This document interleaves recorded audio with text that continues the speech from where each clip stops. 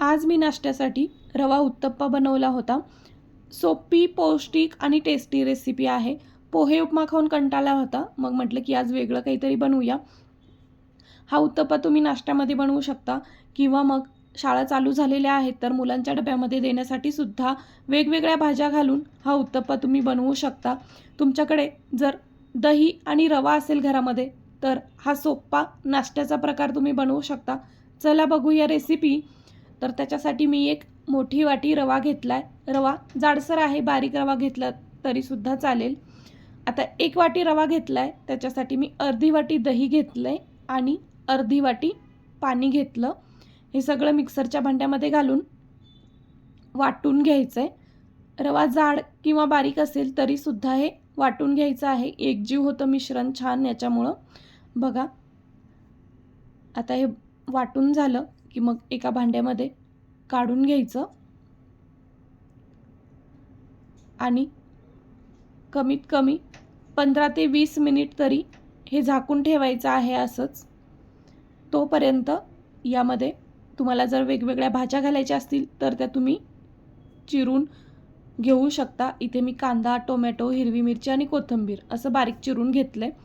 तुम्ही याच्यामध्ये sweet corn किंवा मग शिमला मिरची, बारीक चिरून पालक असं वेगवेगळं भाज्या घालू शकता मुलांना डब्यामध्ये द्यायचं असेल तर.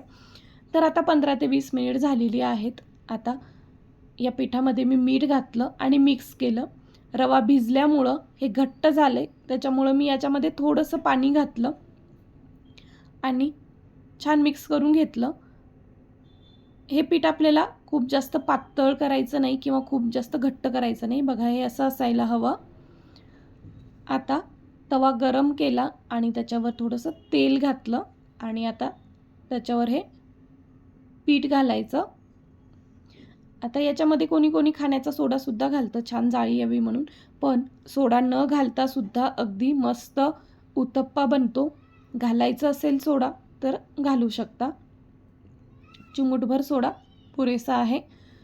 तर आता हे खूप जास्त पसरवायचं नाही, उत्तप्पा बनवतोय त्यामुळं जास्त पसरवायचं नाही, थोडंसं जाडसर ठेवायचं.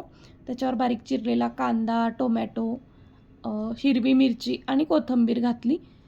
हे चांगलं थोडंसं उलटण्याने असं प्रेस करून घ्यायचं, म्हणजे भाजतेवेळी ते गळून पडणार नाही. खालच्या साईडने भाजलं की साईड पलटी करायची. साईडने थोडंसं तेल सोडायचं आणि मस्त खालच्या साईडने सुद्धा हे व्यवस्थित भाजून घ्यायचं. हे थोडंसं जाडसर बनवतो आपण, त्याच्यामुळं भाजतेवेळी व्यवस्थित भाजायचं, नाहीतर मग आतल्या साईडने कच्चं राहू शकतं. आणि बघा, हे दोन्ही साईडने छान भाजून झालेलं आहे आणि इथे हा उत्तप्पा तयार झालेला आहे. आता अजून एक उत्तप्पा करून दाखवते. नॉनस्टिकचा तवा आहे त्याच्यामुळं हे लवकर निघतंय, चिटकत नाही तव्याला. लोखंडी तवा असेल तरीसुद्धा हे परफेक्ट बनतं, फक्त तवा रुळायला हवा. नवीन तवा असेल तर थोडंसं चिटकतं तव्याला, त्यामुळं तुम्ही नवीन तवा असेल तर त्याच्यावर थोडंसं मिठाचं पाणी टाकू शकता. आणि बघा, अशा प्रकारे हा दुसरा उत्तप्पासुद्धा बनवून घेतलेला आहे.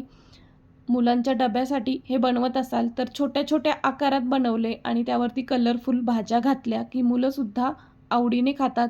याच्यासोबत सॉस दिला किंवा खोबऱ्याची चटणी दिली ओल्या तरीसुद्धा मुलं आवडीने डब्बा संपवतील आणि वेगवेगळ्या भाज्यासुद्धा त्यांच्याकडून खाल्ल्या जातील.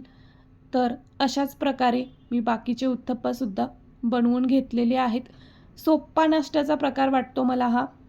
पोहे, उपमा किंवा शेवयाचा भात हे तर आपण रेग्युलर बनवतोच, पण कधी वेगळं काहीतरी खावंसं वाटलं तर हा रवा उत्तप्पा तुम्ही बनवू शकता.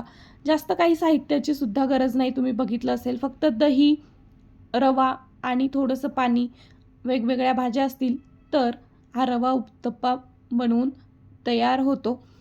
आणि बघा किती छान मऊ झालेला आहे. डब्यामध्ये दिलात मुलांच्या तर जशास तसा मऊ राहतो. टेस्टला सुद्धा खूप छान लागतो हा रवा उत्तप्पा आणि जास्त वेळसुद्धा लागत नाही बनवण्यासाठी. कुठलीही पूर्वतयारी करायची गरज नाही.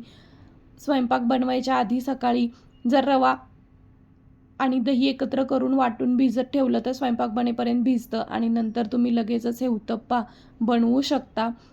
चला तर मग या सोप्या पद्धतीने तुम्हीसुद्धा मुलांच्या डब्यासाठी किंवा नाश्त्यासाठी पौष्टिक, टेस्टी, सोपे रवा उत्तप्पा बनवू शकता.